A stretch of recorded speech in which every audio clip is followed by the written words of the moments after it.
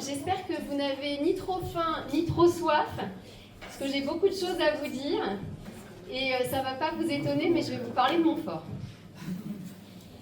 Alors, qu'est-ce que c'est Montfort-l'Amaury ? Montfort-l'Amaury, c'est un patrimoine d'exception qui était là avant nous, qui sera là après nous, et qui a été préservé et entretenu. Montfort-l'Amaury, c'est une commune-centre, c'est un bourg rural.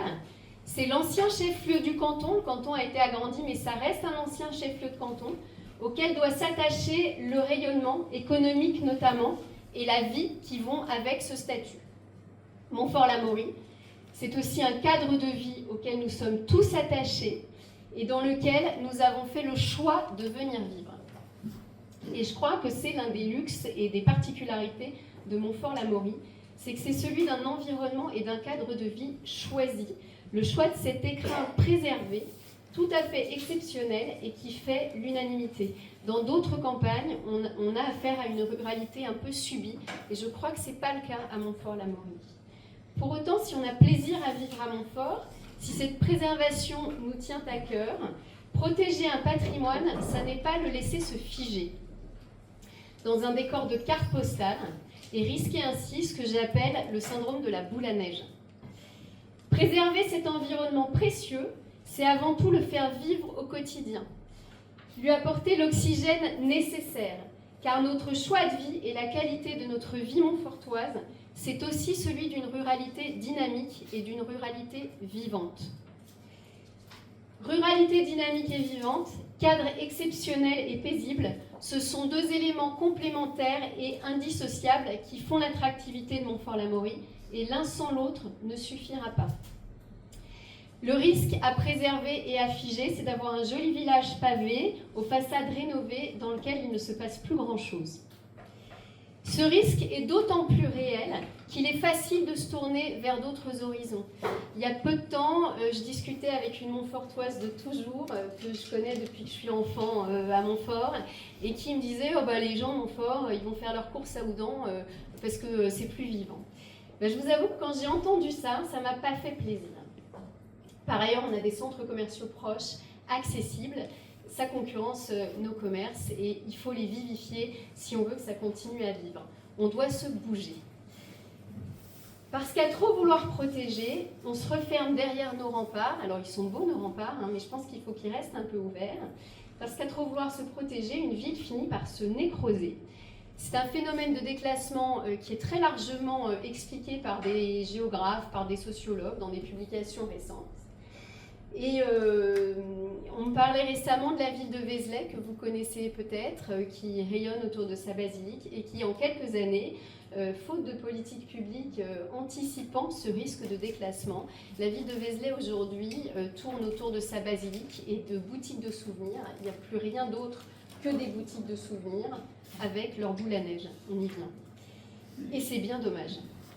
Vous aurez donc compris que ce que je défends et ce que nous défendons avec l'équipe d'un nouveau souffle pour Montfort, c'est en premier lieu un patrimoine vivant et non un patrimoine figé. Pour que Montfort reste la commune dynamique à laquelle nous sommes attachés, une commune vivante et innovante, en plus d'être belle et tranquille. J'ai deux exemples en tête qui nous montrent que ce risque de déclassement existe et qu'il a même peut-être commencé. Le premier exemple, c'est celui de la politique culturelle de la ville. Depuis près de 30 ans, elle était très fortement marquée par le Festival des Journées Ravel, porté par l'association du même nom. Cette année, pour les 150 ans de la naissance du compositeur, la commune décide d'organiser des événements nouveaux autour du compositeur. C'est une bonne nouvelle que la mairie soutienne enfin davantage Ravel, qui est un compositeur majeur, et soutienne davantage sa maison, qui est un bijou patrimonial absolu. Ravel à Montfort, c'est quand même pas rien. Il y a composé le boléro, qui est une musique... Alors le boléro, il dure 16 ou 17 minutes selon les versions. Il paraît que dans le monde, toutes les 15 minutes, un boléro démarre, ce qui veut dire que nous vivons sur notre planète dans un boléro perpétuel. C'est quand même joli. Et le boléro, il a été composé à Montfort. Ça veut dire, et c'est ce que tu me disais récemment, que Ravel à Montfort, ça pourrait être, ça devrait être comme Monet à Giverny. Et force est de constater que ça ne l'est pas.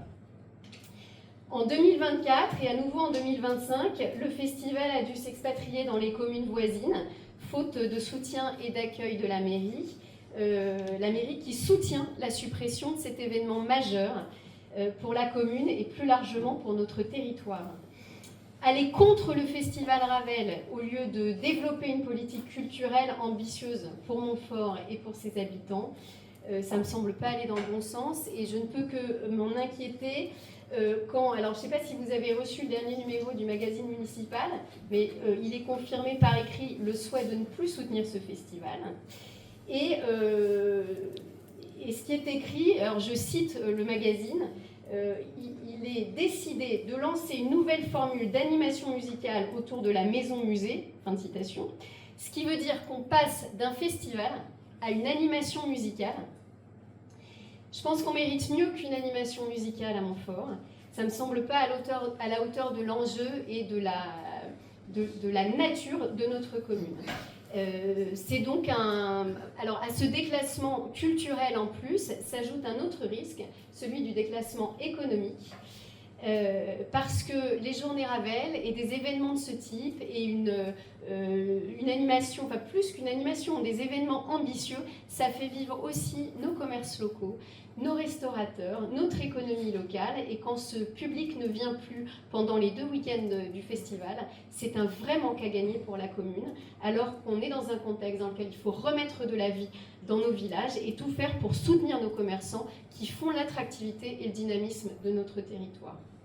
Un deuxième sujet qui nous montre ce risque de déclassement, c'est celui de la désertification médicale.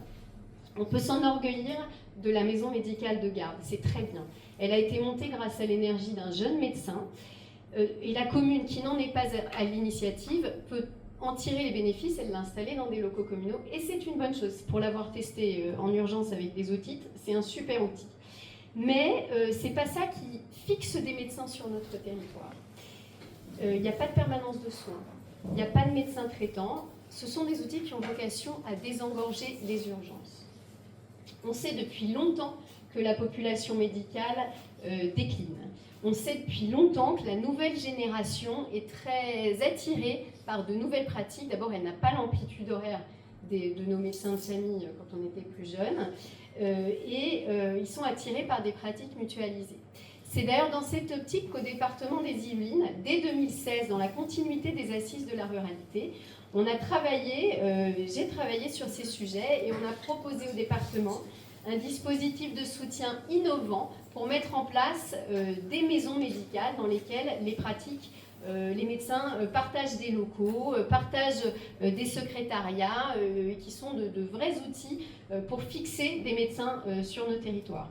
Alors je sais qu'à Montfort-la-Maurie, pendant qu'on développait cette politique au département, il y a au moins 2 porteurs de projets privés qui ont proposé de construire une maison médicale et avec 6 possibilités d'emprise foncière. Parce que sur ce genre de projet, il faut quand même qu'il y ait un support de la commune et notamment un accompagnement sur la question foncière.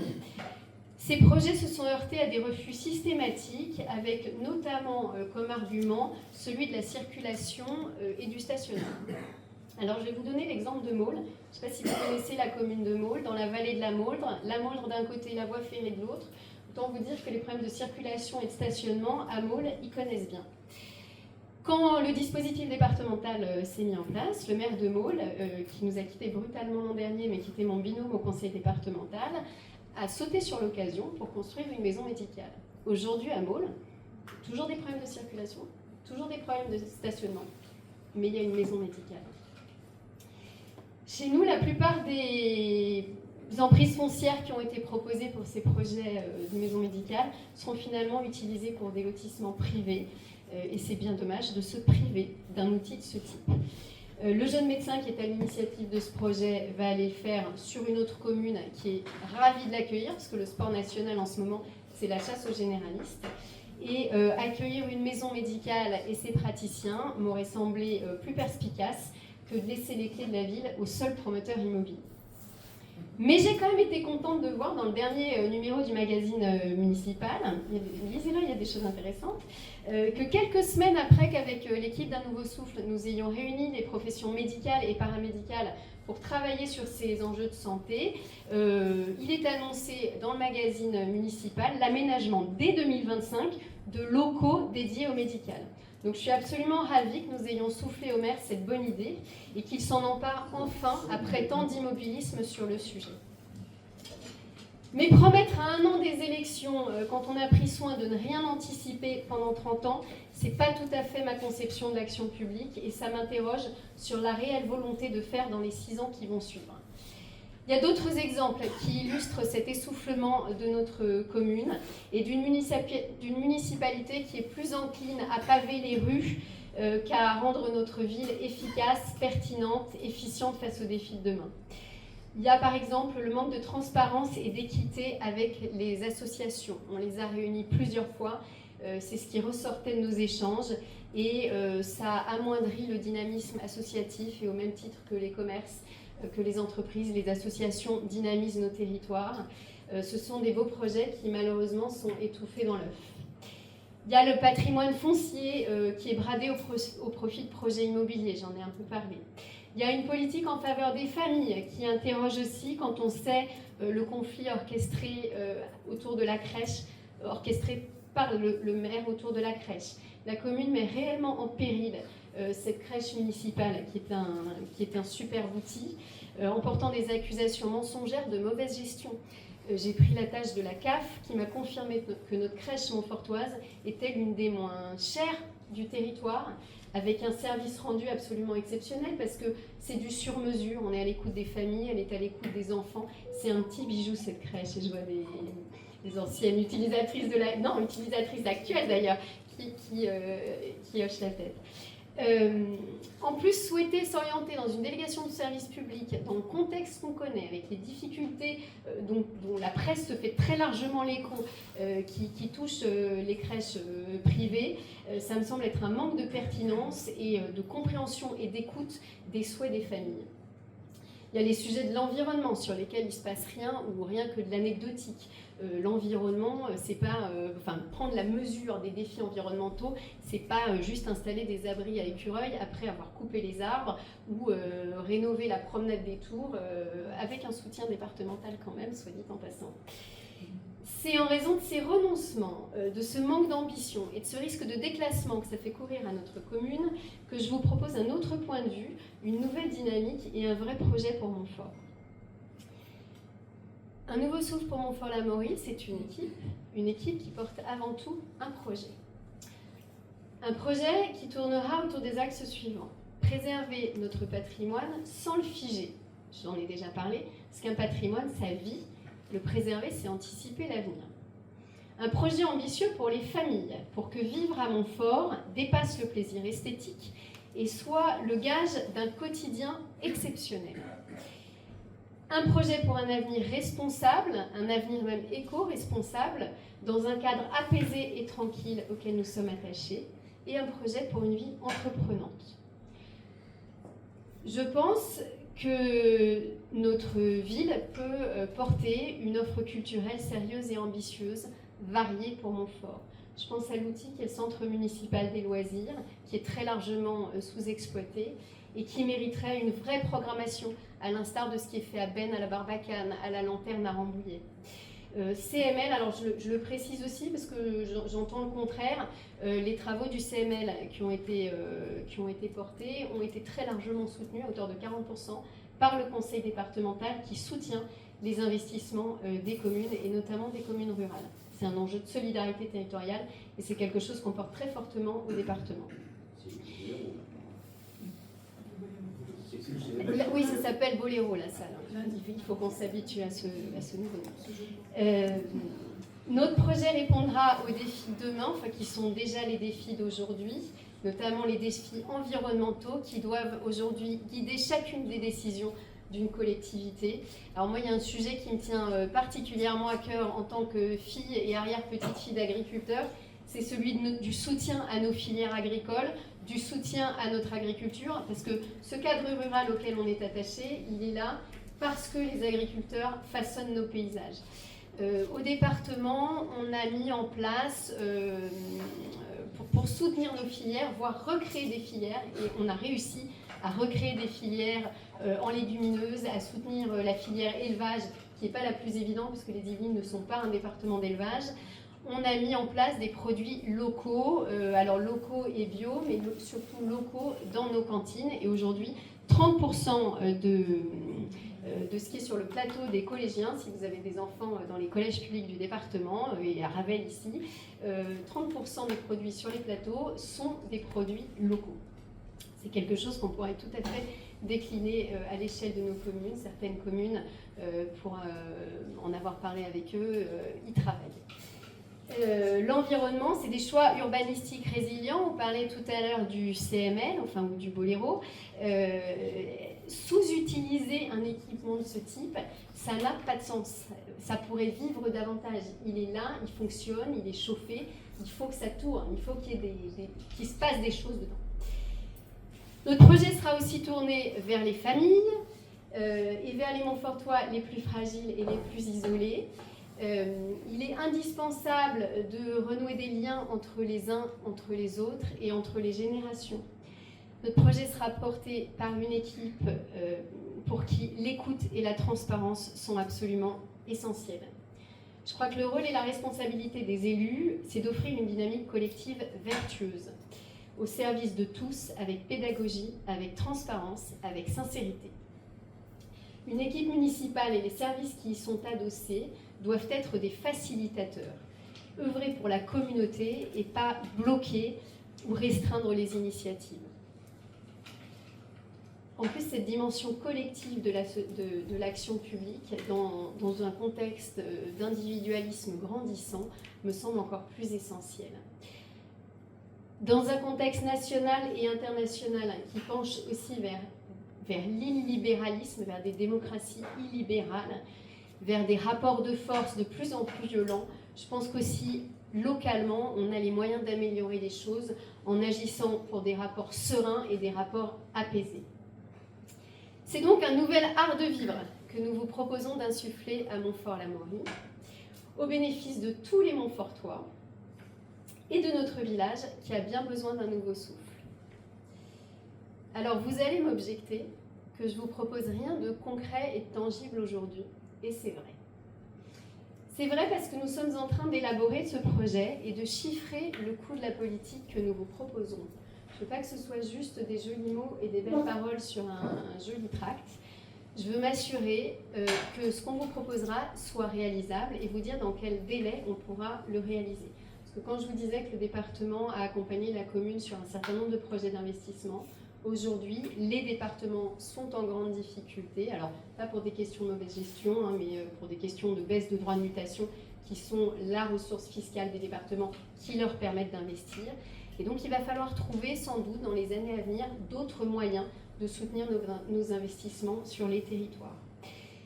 Toujours est-il que je veux que ces propositions soient chiffrées, qu'on soit sûr qu'elles soient réalistes et réalisables. Et dans quelques mois, on sera en mesure de vous proposer quelque chose de plus concret, de plus tangible. D'ici là, je ne peux que vous en livrer les grandes lignes et les principales thématiques. Pendant tout ce temps, on va élaborer le projet, on va aussi continuer le travail qu'on a commencé en rencontrant les acteurs qui font vivre notre territoire. J'ai dit qu'on avait commencé à rencontrer les associations, les médecins.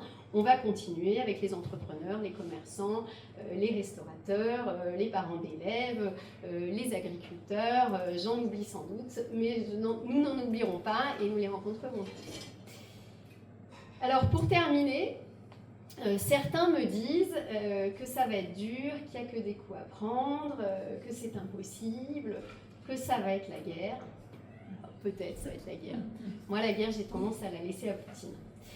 Ce qui est sûr, en revanche, c'est que si on n'y croit pas, si on ne se retrousse pas les manches collectivement, et ben, les collégiens auprès desquels j'enseigne à Gargenville vous répondraient « ça ne va pas le faire ».